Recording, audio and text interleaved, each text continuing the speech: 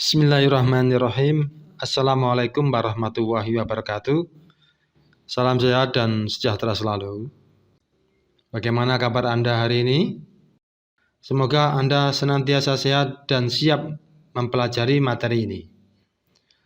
Perlu kita ketahui bahwa masa tua merupakan masa hidup manusia yang fase terakhir, di mana pada masa ini seseorang mengalami berbagai kemunduran fungsi tubuh, yang mana dalam hal ini sangat membutuhkan dukungan dalam perawatan agar mampu mencapai masa tua yang bahagia dan sejahtera.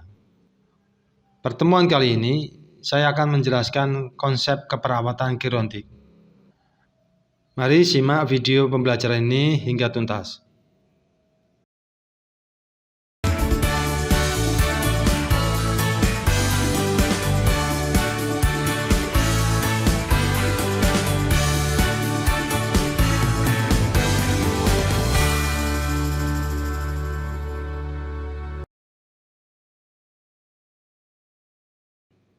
Kita awali dengan mengenal beberapa istilah dalam keperawatan gerontik. Yang pertama, istilah gerontologi. Kita tahu bahwa gerontologi adalah ilmu yang mempelajari secara khusus mengenai faktor-faktor yang menyangkut lanjut usia. Dan menurut Crozier 1987, gerontologi merupakan ilmu yang mempelajari seluruh aspek menua. Sedangkan menurut Miller 1990, gerontologi merupakan cabang ilmu yang mempelajari proses menua dan masalah yang mungkin terjadi pada lanjut usia.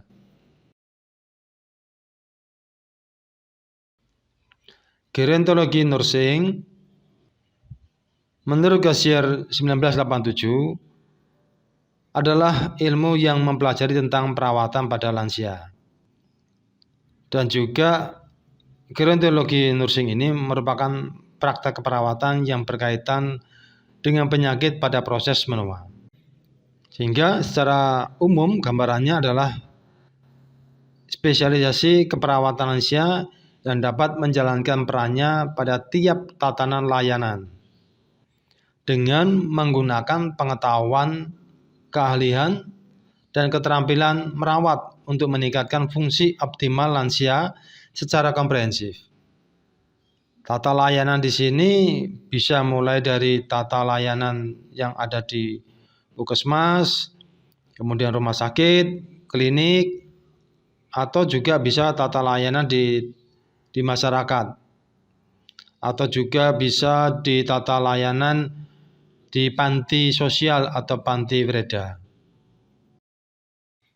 Selain dua istilah tadi, kita juga perlu mengenal istilah geriatri. Geriatri dalam hal ini merupakan cabang ilmu kedokteran yang mempelajari tentang penyakit pada lanjut usia, di mana cabang ilmu kedokteran yang mempelajari aspek-aspek klinis, preventif, dan terapeutik klien lansia. Geriatri juga merupakan bagian ilmu kedokteran yang mempelajari tentang pencegahan penyakit dan kekurangan lansia.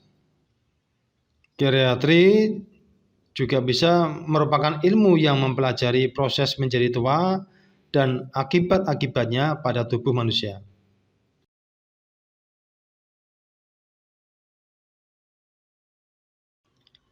Adapun fokus keperawatan gerontik dalam hal ini, yang pertama adalah peningkatan kesehatan atau health promotion. Dalam hal ini, upaya yang dilakukan adalah memelihara kesehatan dan mengoptimalkan kondisi lansia dengan cara menjaga perilaku yang sehat.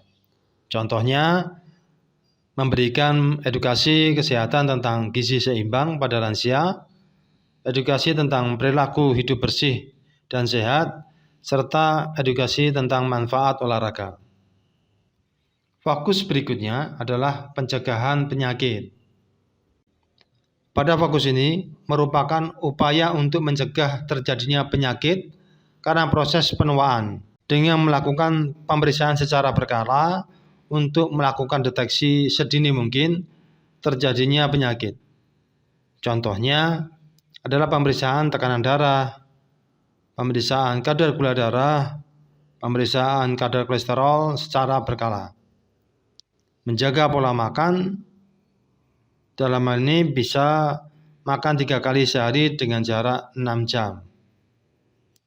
Kemudian jumlah porsi makan tidak terlalu banyak, khususnya yang mengandung karbohidrat. Dan mengatur aktivitas dan istirahat, misalnya tidur selama 6-8 jam dalam sehari. Fokus yang ketiga, mengatasi gangguan kesehatan secara umum. Melakukan upaya kerjasama dengan tim medis untuk pengobatan pada penyakit yang diderita oleh lansia, terutama lansia yang memiliki resiko tinggi terhadap penyakit, misalnya pada saat kegiatan posyandu lansia. Fokus yang keempat, mengoptimalkan fungsi mental.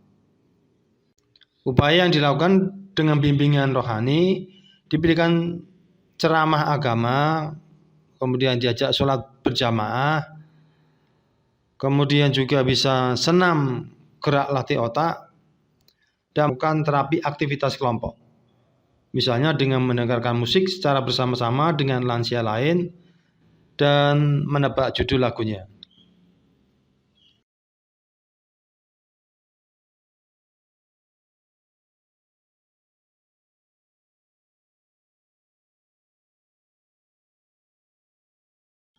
Tujuan perawatan lanjut usia yang pertama adalah membantu memahami individu terhadap perubahan di usia lanjut.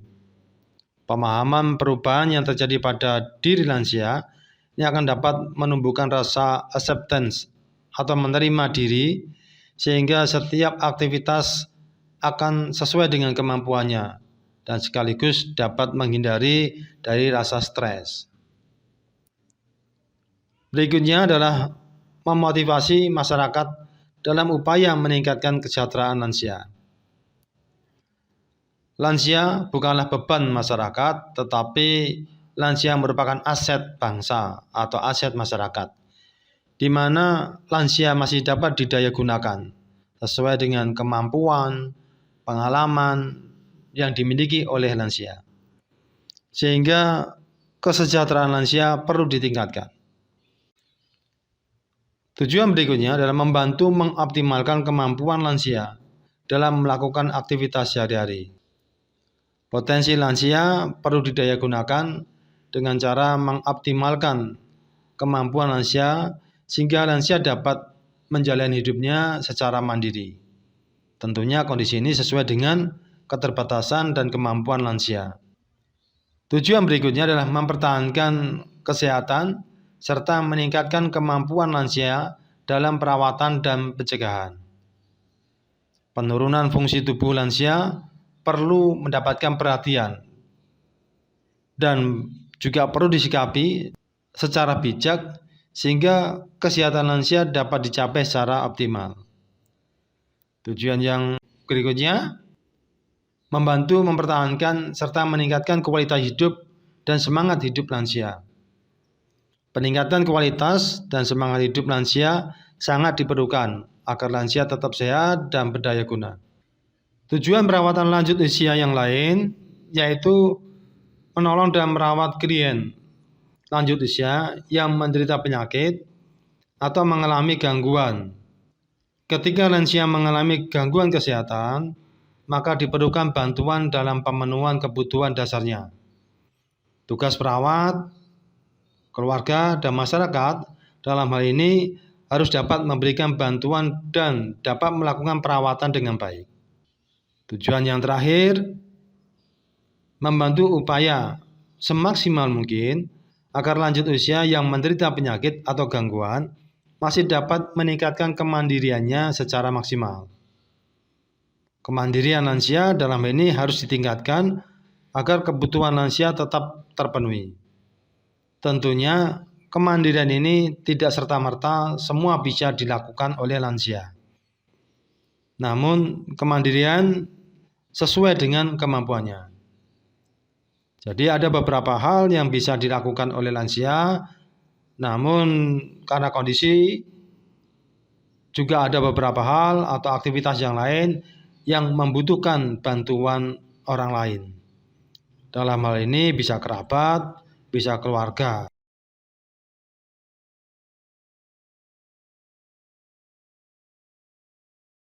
Ada beberapa dasar hukum yang bisa digunakan dalam landasan penanganan lanjut usia. Di Undang-Undang Dasar 1945, Pasal 27 ayat 2 dan Pasal 34. Di Pasal 27 ayat 2, di situ dikatakan bahwa setiap warga negara Indonesia berhak atas pekerjaan dan penghidupan yang layak bagi kemanusiaan. Nah, lansia itu merupakan bagian dari warga negara Indonesia yang juga memiliki hak dalam kehidupan yang layak. Pada pasal 34 adalah pasal yang berhubungan dengan pengentasan kemiskinan oleh negara dengan memberikan bantuan seperti jaminan sosial. Dalam pasal ini juga disebutkan tentang fasilitas kesehatan dan pelayanan publik sebagai bentuk dukungan kepada masyarakat, terutama masyarakat miskin atau yang kurang mampu. Dasar ini juga bisa dipakai bagi pelayanan lansia, karena lansia juga merupakan bagian dari warga negara Indonesia. Kemudian pada Undang-Undang Nomor 4 Tahun 1965, yaitu tentang pemberian bantuan penghidupan orang tua. Kemudian Undang-Undang Nomor 6 Tahun 1974 tentang ketentuan-ketentuan pokok kesejahteraan sosial. Kemudian ada program PBB tentang lanjut usia. Ini yang dituang dalam anjuran Kongres Internasional Wina pada tahun 19.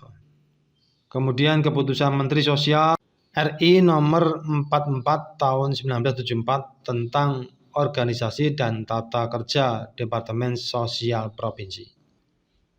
Kemudian juga ada Undang-Undang nomor 13 tahun 1998 tentang kesejahteraan lanjut usia. Perhatian kepada lansia ini juga memiliki alasan. Alasan timbulnya perhatian kepada lansia ini ada beberapa. Yang pertama adalah pensiunan dan masalah-masalahnya. Jadi pada dasarnya masalah yang terjadi pada lansia pada saat pensiun adalah masalah biologis dan masalah psikologis. Masalah-masalah tersebut dapat menimbulkan stres pada lansia, sehingga dibutuhkan upaya untuk mengatasi masalah tersebut. Alasan yang berikutnya, kematian mendadak karena penyakit jantung dan stroke. Sebenarnya tidak ada yang tahu tentang batas usia seseorang. Namun, jika diperhatikan, ada berbagai jenis penyakit yang tercatat paling sering menyebabkan kematian pada lansia. Penyakit-penyakit yang disinyalir merupakan penyebab kematian pada lansia, pada kebanyakan kasus bisa dicegah. Kalaupun ada riwayat keluarga, risikonya bisa diminimalkan. Meningkatnya jumlah lanjut usia.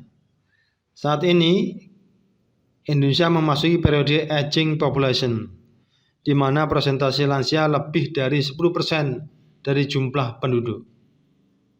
Semua orang perlu mulai memperhatikan kebutuhan lansia, sehingga dalam hal ini diharapkan mereka dapat tetap sehat, mandiri, aktif, dan produktif. Perhatian yang bisa diberikan pada lansia salah satunya adalah adanya penguatan peran serta keluarga dalam melakukan perawatan bagi lansia. Alasan berikutnya adalah pemerataan pelayanan kesehatan. Dengan bertambahnya jumlah lansia dan masalah kesehatan yang menyertainya, maka perlu adanya pelayanan kesehatan yang dapat diakses dengan mudah oleh lansia. Dan secara umum, pemerataan pelayanan kesehatan dilakukan untuk mempermudah masyarakat untuk mengakses pelayanan kesehatan dan mendapatkan pelayanan kesehatan yang bermutu. Alasan berikutnya adalah kewajiban pemerintah terhadap orang cacat dan jompo, kemudian perkembangan ilmu, khususnya perkembangan ilmu gerontologi dan geriatri. Kemudian juga program PBB dalam konferensi internasional di Wina pada tahun 1983. Alasan yang lain adanya mahalnya harga obat-obatan ini berdampak pada kemampuan masyarakat untuk memanfaatkannya. Sekarang ini ada kecenderungan masyarakat untuk mengkonsumsi obat secara tradisional, menjalani terapi-terapi tradisional, gaya hidup kembali ke alam, dan mahalnya obat-obatan yang modern. Sekian dan terima kasih. Sampai bertemu pada topik pembelajaran berikutnya.